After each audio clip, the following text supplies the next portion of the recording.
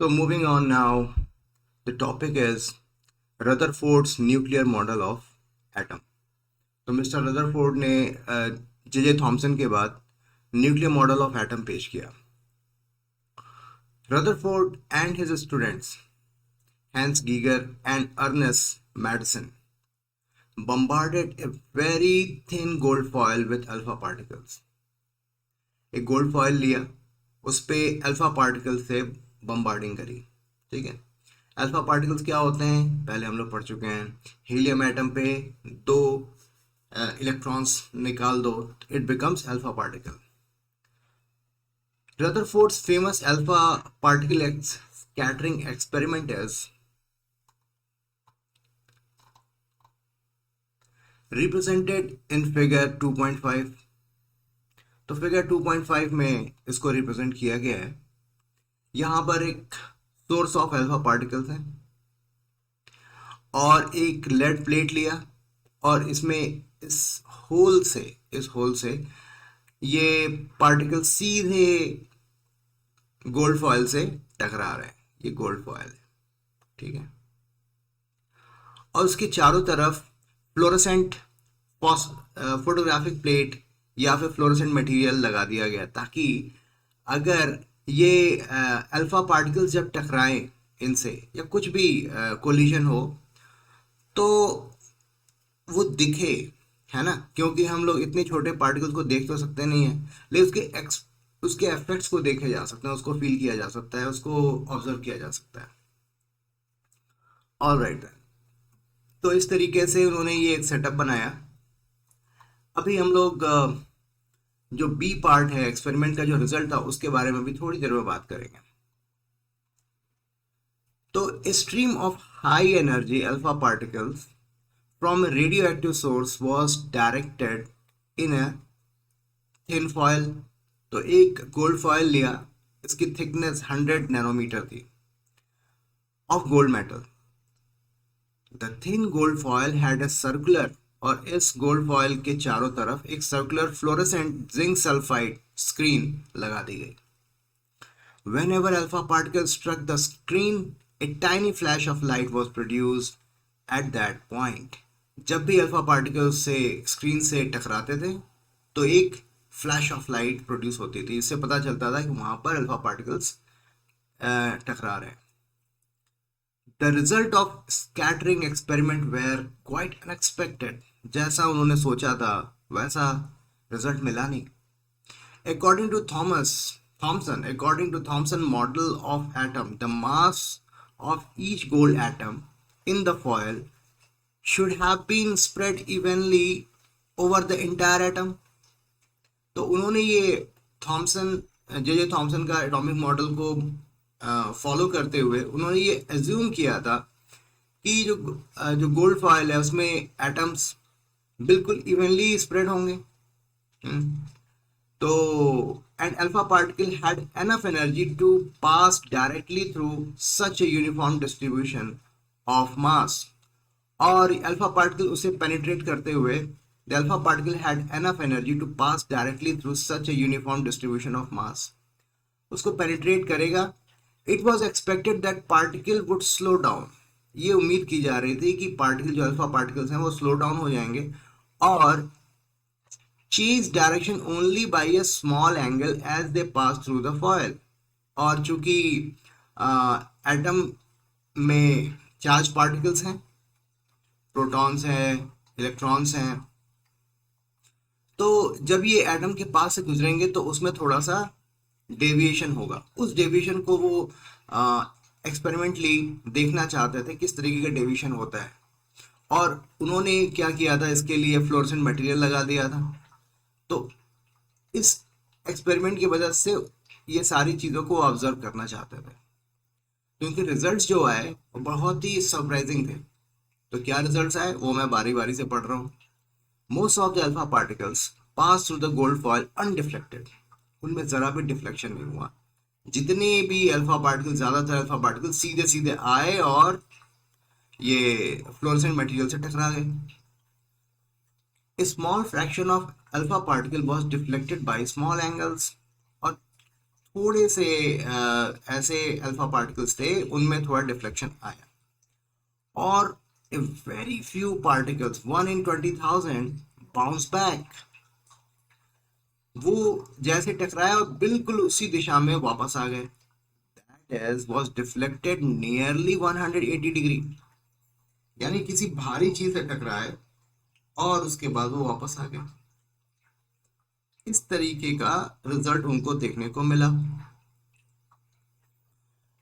जैसा कि इसमें यहाँ पर दिखाई पड़ रहा है कि ज्यादातर अनडिफ्लेक्टेड बिल्कुल स्ट्रेट आए। हम्म,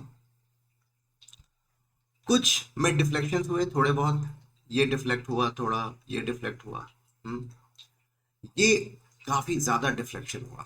ठीक है। On the basis of the observations, Rutherford drew the following conclusion regarding the structure of atom. ये सारे एक्सपेरिमेंट के बाद मिस्टर रदरफोर्ड ने, क्योंकि वो सीनियर गाय थे, उन्होंने इस टीम को लीड किया, तो उन्होंने कुछ कंक्लूजन्स निकाले और सारा क्रेडिट भी मिस्टर रदरफोर्ड को ही गया, जबकि उनकी एक पूरी टीम थी। Most of the space in atom is empty as most of the alpha particles pass through the foil undeflected. तो एटम के अंदर जो है, एटम के अंदर ज्यादातर हिस्सा हॉलो होता है, वहां पर कुछ भी नहीं होता।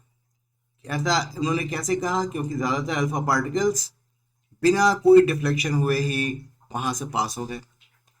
ए few positively charge alpha particles were deflected, बहुत थोड़े से अल्फा पार्टिकल्स जो थे, जो उसमें थोड़ा डिफ्लेक्शन आई।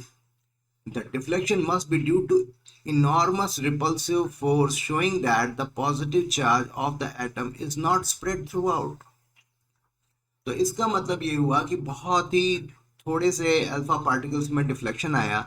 ऐसा क्यों हुआ होगा? पॉजिटिव चार्ज रिपल्शन के थ्रू।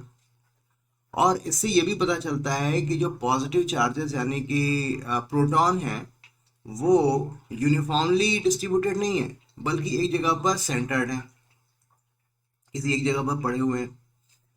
तो एज थॉमसन हैड प्रिज्यूम, जैसा कि जे थॉमसन ने प्रिज्यूम किया था कि पॉजिटिव चार्जेस इवनली डिस्ट्रीब्यूटेड होंगे, ऐसा बिल्कुल नहीं था। The positive charge has been concentrated in a very small volume that repelled and deflected the positively charge alpha particle. तो जो पॉजिटिव चार्ज था वो कॉन्सेंट्रेटेड था बहुत ही छोटे से वॉल्यूम में, और उसी के चलते ये रिपल्शन हुआ अल्फा पार्टिकल में और उसमें डिफ्लेक्शन देखा गया। Calculations by Rutherford showed that the volume occupied by nucleus is negligibly small, बहुत ज़्यादा छोटा था as compared to total volume of the atom. The radius of atom is about 10 to the power minus 10 meter, while that of nucleus 10 to the power minus 15। यानी कि इसका मतलब जो radius है एटम का 10 to the power minus 10 into 10 to the power 15, ratio अगर देखा जाए तो 1 लाख गुना, यानी कि अगर न्यूक्लियस की रेडियस अगर 1 मीटर है, तो एटम का जो रेडियस होगा वो 1 लाख होगा, 1 लाख मीटर होगा। ये इनॉर्मिटी है। One can appreciate this difference in size by realizing that if a cricket ball represents a nucleus, अगर क्रिकेट बॉल को न्यूक्लियस हम एज्यूम करें, then the radius of atom would be about 5 kilometers। बात समझ में आ रही है? On the basis of above observation and conclusion, Rutherford proposed the nuclear model of atom. उन्होंने एक न्यूक्लियर मॉडल ऑफ एटम को प्रेजेंट किया, उसको हम लोग बारी बारी से पढ़ेंगे। और ये जो मॉडल था काफी ज्यादा फेमस हुआ, और काफी समय तक तो लोगों ने मान ही लिया था कि इसी तरीके से होता है, लेकिन उसमें भी कुछ प्रॉब्लम्स आई, उसको थोड़ी देर में हम लोग पढ़ेंगे। तो ठीक है, पहले हम लोग रदरफोर्ड के मॉडल को एंजॉय करते हैं। The positive charge and most of the mass of the atom was densely concentrated in extremely small region. जो पॉजिटिव चार्ज है और ज्यादातर मास, एटम का सारा मास जो है एक बहुत ही डेंस एरिया में कॉन्सेंट्रेटेड होता है. This very small portion of atom was called nucleus by Rutherford. और ये बहुत छोटा पोर्शन जो था एटम का उसको रदरफोर्ड ने न्यूक्लियस कहा. The nucleus is surrounded by electrons that move around the nucleus with a very high speed. ये न्यूक्लियस के चारों तरफ इलेक्ट्रॉन्स थे जो कि बहुत ही हाई स्पीड में एक सर्कुलर पाथ में मूव करते हैं जिसको ऑर्बिट कहते हैं. ठीक है, एक उनका पाथ है, डिफाइंड पाथ है, उसमें वो मूव करते हैं और उनकी स्पीड काफ़ी ज़्यादा होती है और उस पाथ वो जो जिस पाथ पे वो मूव करते हैं उसे ऑर्बिट कहते हैं. Thus Rutherford's model of atom resembles the solar system in which the nucleus play the role of sun and the electrons that of revolving planets. तो यानी कि ये काफ़ी न्यूटन की थ्योरी से काफ़ी इंस्पायर्ड थे और उनके मॉडल को ऐसे समझा जा सकता है कि सोलर सिस्टम में जैसे कि सन सेंटर में है और सारे प्लैनेट्स के चारों तरफ एक ऑर्बिट में घूम रहे हैं, उसी तरीके से न्यूक्लियस जो है वो सेंटर में है और चारों तरफ उसके इलेक्ट्रॉन्स अपने ऑर्बिट में रिवॉल्व कर रहे हैं. The electrons and nucleus are held together by electrostatic forces of attraction. इसका मतलब जो है कि सर्कुलर मोशन या रिवॉल्व होने के लिए you require centripetal force or that centripetal force is provided by electrostatic force between positive and negative charge. ठीक है, तो वो सेंट्रीपिटल फोर्स जो प्रोवाइड कर रहा था इलेक्ट्रोस्टैटिक फोर्स ऑफ अट्रैक्शन. ठीक है, अभी हम लोग जो है आगे का टॉपिक पढ़ते हैं, कुछ कॉन्सेप्ट समझते हैं, उसके बाद फिर हम लोग देखेंगे किस तरीके से रदरफोर्ड का मॉडल में क्या क्या प्रॉब्लम्स थी, इसलिए उसको साइंटिस्ट कम्युनिटी को उसे फेल डिक्लेयर करना पड़ा. Atomic number and mass number बहुत आसान टॉपिक है, शायद आप लोगों को पता भी होगा क्योंकि क्लास 10 में हमने इसे अच्छे से पढ़ा हुआ है. The presence of positive charge on the nucleus is due to proton in the nucleus. यानी कि प्रोटॉन जो है वही पॉजिटिव चार्ज होता है. As establish earlier the charge on the proton is equal and opposite to that of electron. यानी proton पर जो चार्जेस होते हैं वो बिल्कुल इलेक्ट्रॉन के चार्ज के बराबर होते हैं. ठीक है, the number of proton present in the nucleus is equal to atomic number. जितने प्रोटॉन्स न्यूक्लियस में प्रेजेंट होते हैं उसे हम एटॉमिक नंबर कहते हैं. ये बहुत इंपॉर्टेंट कॉन्सेप्ट है, इसका बहुत ज़्यादा प्रभाव है. पीरियोडिक टेबल में हम लोग इसके बारे में बात करेंगे और अभी मैं बहुत कुछ नहीं बताना चाहता, तो ठीक है. For example the number of proton in hydrogen nucleus is 1, in sodium atom it is 11, therefore their atomic number are 1 and 11. यानी किसी भी ये एलिमेंट के एटम में अगर x नंबर ऑफ प्रोटॉन है तो उसका एटॉमिक नंबर x होगा. ये बात हमने समझ ली. या फिर अगर z नंबर ऑफ प्रोटॉन है तो उसका एटॉमिक नंबर z होगा. In order to keep the electrical neutrality, अगर इलेक्ट्रिकली न्यूट्रल सिस्टम को बनाना है, एटम को बनाना है, तो number of electrons will have to be equal to the number of protons. The number of electrons in an atom is equal to the number of protons. ठीक है, for example the number of electrons in hydrogen atom and sodium atom are 1 and 11 respectively. ठीक है, तो ये बात हमने समझ ली कि एटॉमिक नंबर क्या है, number of protons in the nucleus of atom. ठीक है, कितने प्रोटॉन्स हैं न्यूक्लियस में, या फिर number of electrons in an neutral atom. While the positive charge of the nucleus is due to proton, the mass of the nucleus due to proton and neutron. ठीक है, अभी तो हमने पॉजिटिव चार्ज के बारे में बात करा, न्यूक्लियस में ये प्रोटॉन के चलते हैं, लेकिन जो मास ऑफ न्यूक्लियस है वो that is the summation of proton and neutron. As discuss earlier, proton and neutron present in the nucleus are collectively known as nucleons. तो ये collectively प्रोटॉन्स एंड न्यूट्रॉन्स को जो है, जो न्यूक्लियस में पाए जाते हैं, इन्हें हम न्यूक्लियॉन्स कहते हैं। ठीक है, न्यूक्लियॉन्स। ऑलराइट देन, तो अब मास नंबर के बारे में बात करेंगे। मास नंबर को हम ए से रिप्रेजेंट करते हैं। Mass number is equal to number of protons plus number of neutrons. The next topic is isobar and isotopes. What is isobar and what is isotopes? Let's talk about that. The composition of any atom can be represented by using a normal element symbol.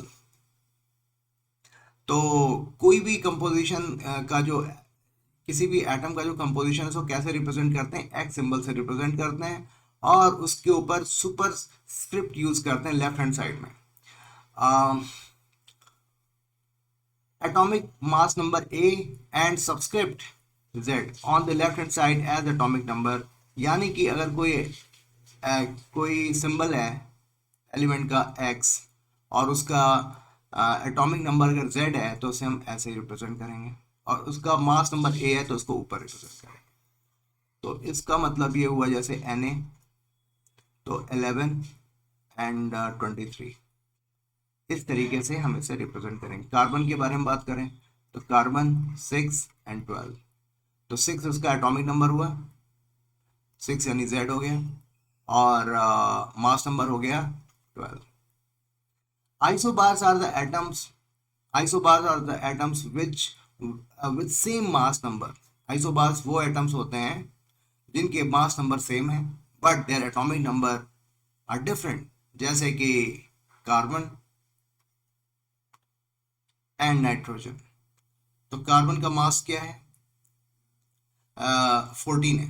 ठीक है, carbon का एक isotope C12 तो होता ही है, C14 भी होता है। तो C14 की बात करें तो उसका मास नंबर 14 है और नाइट्रोजन का भी मास नंबर 14 है, but their atomic number are different, 6 and 7, so we will say that they are isobars। On the other hand, atoms with identical atomic number, एक और कैटेगरी है कि दो एटम्स जिनके एटॉमिक नंबर तो सेम है but their atomic mass number are different, they are called isotopes.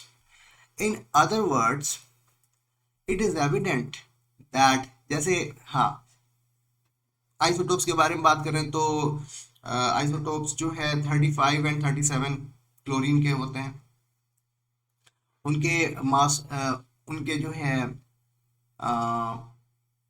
Atomic number तो same है लेकिन उसके मास नंबर अलग अलग होते हैं, 35 and 37, although there atomic number is 17 only. इसी तरह हाइड्रोजन के 3 आइसोटोप्स बनेंगे। ठीक है, और सब में नंबर ऑफ इलेक्ट्रॉन्स तो 1 होंगे लेकिन उनके जो एटॉमिक जो मास नंबर है, एटॉमिक मास नंबर है, वो 1, 2 एंड 3 होता है। तो इस तरीके से इनको आइसोटोप्स कहते हैं। In other words, according to equation 2.4, it is evident that the difference between isotopes is due to the presence of different number of neutrons। तो आइसोटोप्स मतलब क्या हुआ कि जो कॉम्बिनेशन है उसमें न्यूट्रॉन्स अलग अलग होंगे, जैसे कि hydrogen, deuterium, tritium.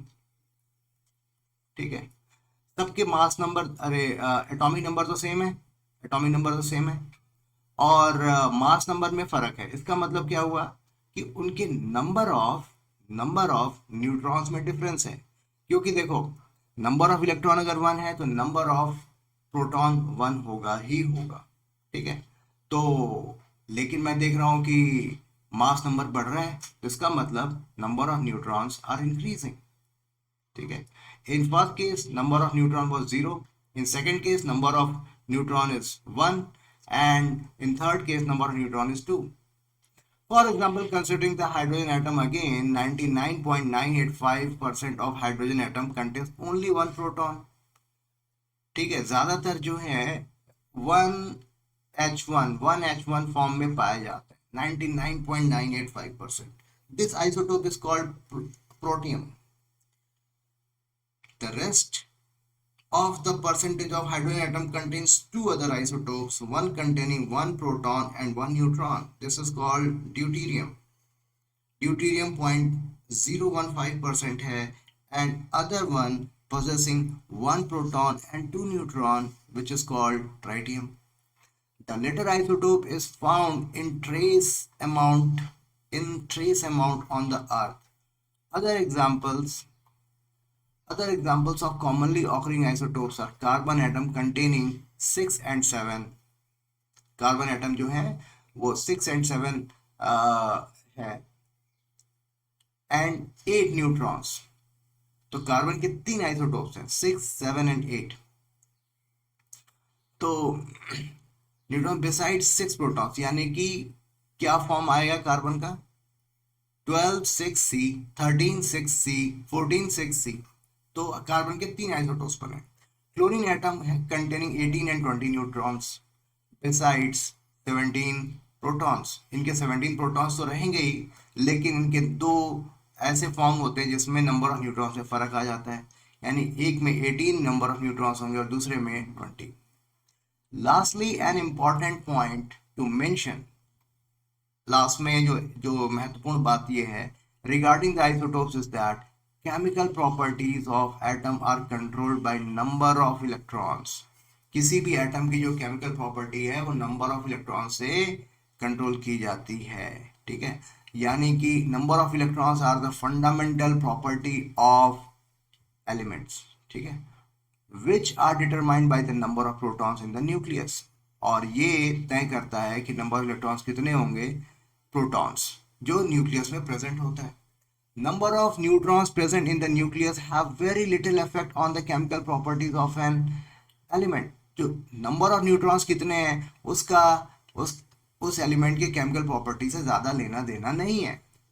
In my opinion कुछ भी लेना देना नहीं है, लेकिन मे भी कुछ हो सकता है, क्योंकि कहीं भी मेंशन नहीं है कि due to this much neutron chemical property में कुछ फर्क आ गया. Therefore, all the isotopes of a given element show same chemical behavior. यानी कि इनका केमिकल बिहेवियर में कोई फर्क नहीं पड़ेगा. यानी इसेंशियली वो सारे के सारे आइसोटोप्स उसी एलिमेंट को रिप्रेजेंट करते हैं. एलिमेंट के बेसिक कैरेक्टरिस्टिक में कोई फर्क नहीं होगा. ठीक है,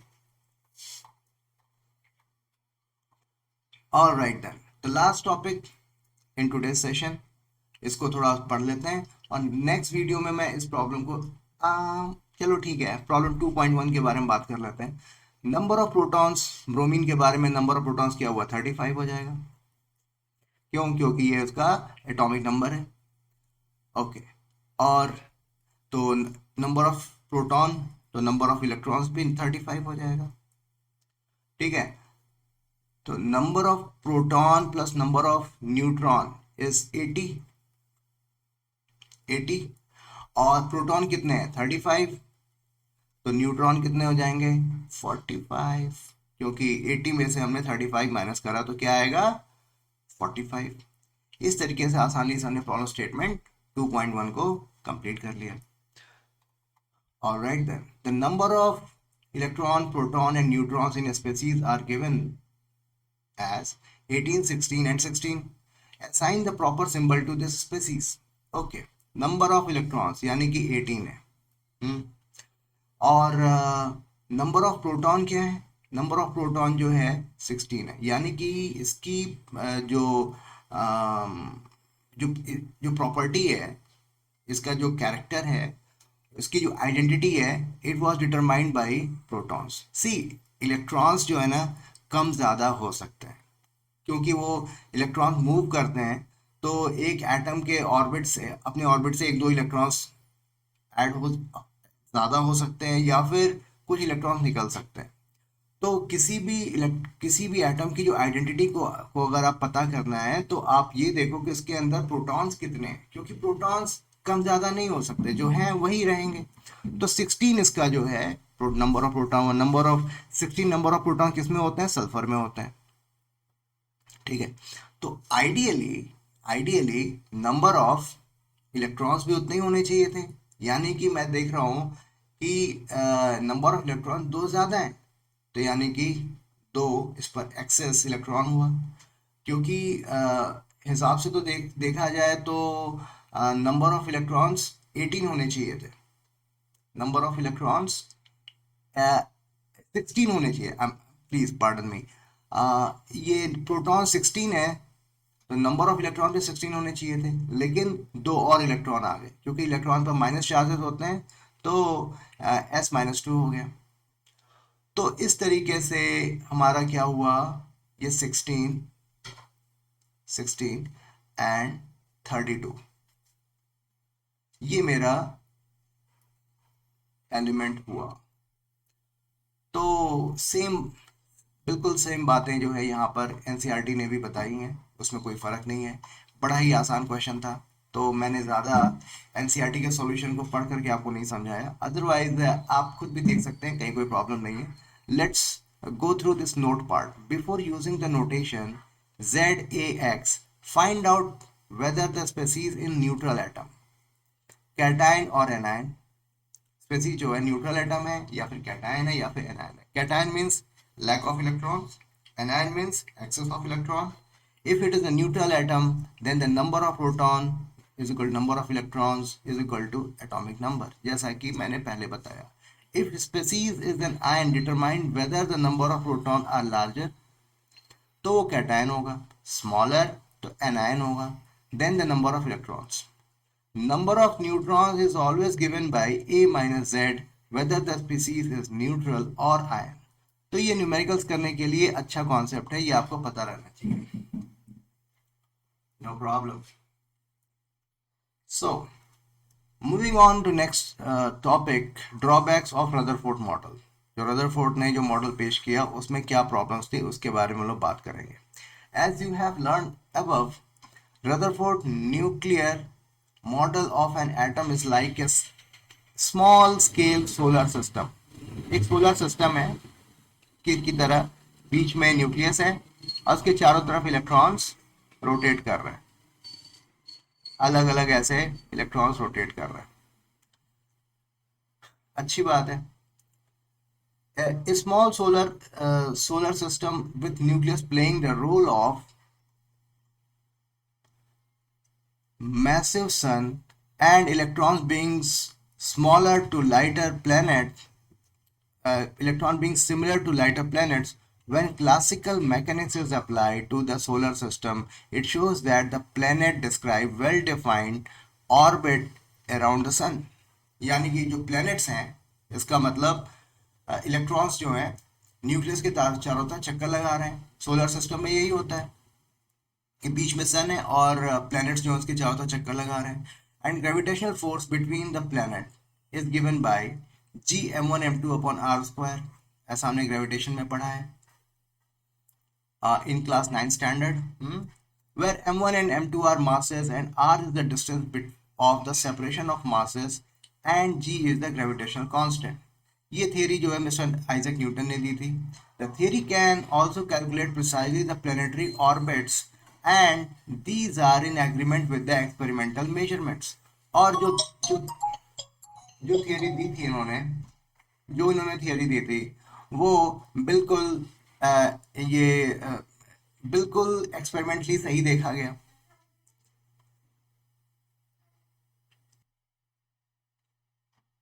फाइन।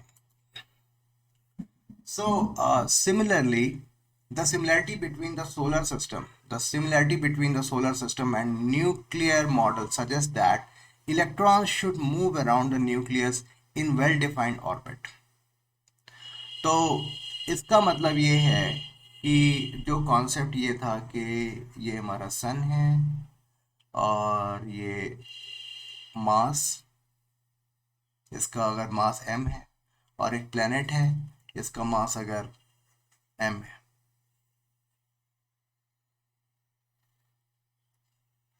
सॉरी, ये थोड़ी मेरी ड्राइंग अच्छी नहीं है। r डिस्टेंस है, तो सर्कुलर पाथ्स फॉलो करने के लिए सेंट्रीपिटल फोर्स रिक्वायर्ड होता है mv² अपॉन r, और ये जो सेंट्रीपिटल फोर्स है it is provided by G m m upon r square. ये कॉन्सेप्ट सोलर सिस्टम का है। सिमिलरली ये हमारा न्यूक्लियस है और ये इलेक्ट्रॉन है।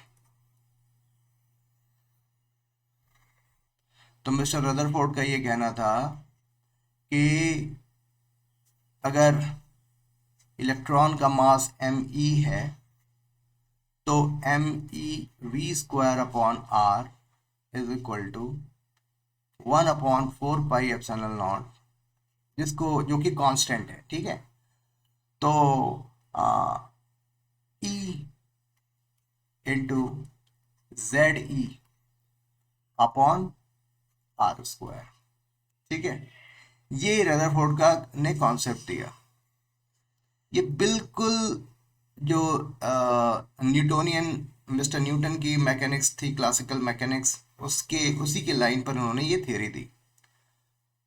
ऑलराइट, इसमें कुछ प्रॉब्लम है क्या? है, थोड़ी सी प्रॉब्लम है। प्रॉब्लम ये है कि इलेक्ट्रॉन्स आर चार्ज स्पीसीज, इस पे चार्ज होता है, और चार्ज जब एक्सेलरेशन मोड में होता है, जब इसकी वेलोसिटी में चेंज आ रहा होता है, यानी कि उसकी डायरेक्शन तो बदल रही है, यानी कि उसमें एक्सेलरेशन है। अगर एक्सेलरेटेड चार्ज पार्टिकल्स जो होते हैं उनमें उनमें वेव्स का रेडिएशन होता है। अगर चार्ज पार्टिकल एक कांस्टेंट वेलोसिटी से मूव करे तो मैग्नेटिक फील्ड प्रोड्यूस होती है, और वही चार्ज पार्टिकल अगर एक्सेलरेट हो जाए तो उसमें से इलेक्ट्रोमैग्नेटिक वेव्स प्रोड्यूस होती हैं। इलेक्ट्रोमैग्नेटिक वेव्स में एनर्जी होती है, यानी कि एनर्जी का रेडिएशन हो रहा है। अगर एनर्जी का रेडिएशन हो रहा है, एनर्जी रेडिएट हो रही है, तो इसका मतलब पूरे सिस्टम की एनर्जी घट रही है। एनर्जी घटने का मतलब हुआ कि फिर रेडियस घटता जाएगा। रेडियस घटने का मतलब ये हुआ कि बहुत ही थोड़े समय में ये जो इलेक्ट्रॉन हैं वो न्यूक्लियस में गिर पड़ेंगे। तो ये तो फिर गड़बड़ हो गई ना बात, यानी कि रदरफोर्ड का मॉडल जो है वो एटम की स्टेबिलिटी को एक्सप्लेन नहीं कर पा रहा। Further the Coulomb force k q1 q2 upon r square, r is the distance of separation of charges and k is the proportionality constant between the electron and nucleus, is mathematically similar to gravitational force, जैसा कि मैंने अभी अभी आपको बताया। However, when a body is moving in an orbit, it undergoes acceleration even if it is moving with the constant speed. क्यों भाई? क्योंकि इसकी डायरेक्शन बदल रही है in an orbit because of changing direction. So an electron in nuclear model describing planet-like orbit is under acceleration. According to the electromagnetic theory of Maxwell, charge particles when accelerated, जब charge particles में acceleration होता है, they emit electromagnetic radiation. This feature does not exist for planet since they are uncharged. ये feature planets में exist नहीं करता क्योंकि उन पर कोई चार्ज नहीं है। Therefore an electron in an orbit will emit radiation. तो इलेक्ट्रॉन्स जो हैं अपने ऑर्बिट में रेडिएशन एनर्जी रेडिएट करेंगे। The energy carried by radiation comes from electronic motion. और ये जो एनर्जी है इलेक्ट्रॉनिक मोशन से आएगी। The orbit will thus continue to shrink. और इसका मतलब ये हुआ कि ऑर्बिट की रेडियस घटती जाएगी। Calculation show that it should take an electron only 10 to the power minus 8 seconds to spiral into the nucleus. सिर्फ 10 to the power minus 8 seconds में ये न्यूक्लियस में जाके गिर जाएगा। But this does not happen. ऐसा तो कभी होता नहीं है। Thus the Rutherford model cannot explain the stability of an atom. इसका मतलब ये है कि रदरफोर्ड का मॉडल जो है एटम की स्टेबिलिटी को एक्सप्लेन नहीं कर पाता। If the motion of an electron is described on the basis of classical mechanics, अगर मोशन ऑफ इलेक्ट्रॉन को हम क्लासिकल मैकेनिक्स के बेसिस पर डिस्क्राइब करें एंड इलेक्ट्रोमैग्नेटिक थियरी के बेसिस पर डिस्क्राइब करें, you may ask then since the motion of electron in orbit is leading to the instability of atom, तो उस थियरी के हिसाब से जो एटम की जो स्टेबिलिटी है वो उस पर क्वेश्चन मार्क लगेगा, एटम इनस्टेबल हो जाएगा। Then why not consider electrons then why not consider electrons as stationary around the nucleus? तो एक काम करते हैं कि ऐसे एज्यूम कर लेते हैं कि इलेक्ट्रॉन्स जो हैं स्टेशनरी हैं। उनको घुमाने की जरूरत क्या है? इफ अगर ये स्टेशनरी हैं, तो न्यूक्लियस और इलेक्ट्रॉन के बीच में इलेक्ट्रोस्टैटिक फोर्स ऑफ अट्रैक्शन होगा, ये आपस में जाके मिल जाएंगे। यानी कि वो स्टेशनरी भी नहीं है। बिल्कुल सही बात है, ये मूव तो कर रहे हैं, चारों तरफ मूव कर रहे हैं। If electrons were stationary, electrostatic attraction between the dense nucleus and electron would pull the electron towards the nucleus to form a miniature version of it will form a miniature version of Thomson model of atom। तो यानी कि ऐसा नहीं होगा, मतलब Thompson model. another serious drawback of the Rutherford model is that it says nothing about distribution of electron। एक और serious drawback ये है कि आखिर इलेक्ट्रॉन का डिस्ट्रीब्यूशन किस हिसाब से हो रहा है, ऑर्बिट में कितने इलेक्ट्रॉन्स हैं, किस तरीके से मूव कर रहे हैं, इसके बारे में कुछ भी नहीं पता।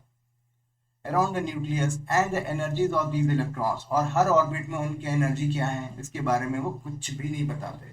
ठीक है, तो इसका मतलब ये हुआ कि रदरफोर्ड का मॉडल भी यहाँ पर फेल हुआ। कई सारे प्रश्न थे उनके वो जवाब नहीं दे पाए, बट फिर भी कम से कम इतना तो कई चीज़ें बहुत सही बताई उन्होंने कि जैसे मास कॉन्सेंट्रेटेड था, इलेक्ट्रॉन्स चारों तरफ घूम रहे हैं। ठीक है, ये neutron and proton are static particles, ये सारी बातें उन्होंने काफ़ी हद तक सही बताई। लेकिन वो ये नहीं एक्सप्लेन कर पाए कि कैसे एटम, ये सारे कॉन्स्टिट्यूएंट्स जो हैं एटम की स्टेबिलिटी को कैसे रिप्रेजेंट करते हैं। तो ऑल राइट देन, सो इस तरीके से हमने रदरफोर्ड मॉडल को एक्सप्लेन किया, और अच्छे तरीके से एक्सप्लेन किया। बीच में हमने न्यूमेरिकल्स भी किए। तो आई होप आपको ये चीज़ें समझ में आई होंगी। So this was all about this video session, और इन नेक्स्ट वीडियो सेशन हम लोग बोहर मॉडल को एक्सप्लेन करेंगे। ठीक है, so thank you very much, and God bless you all.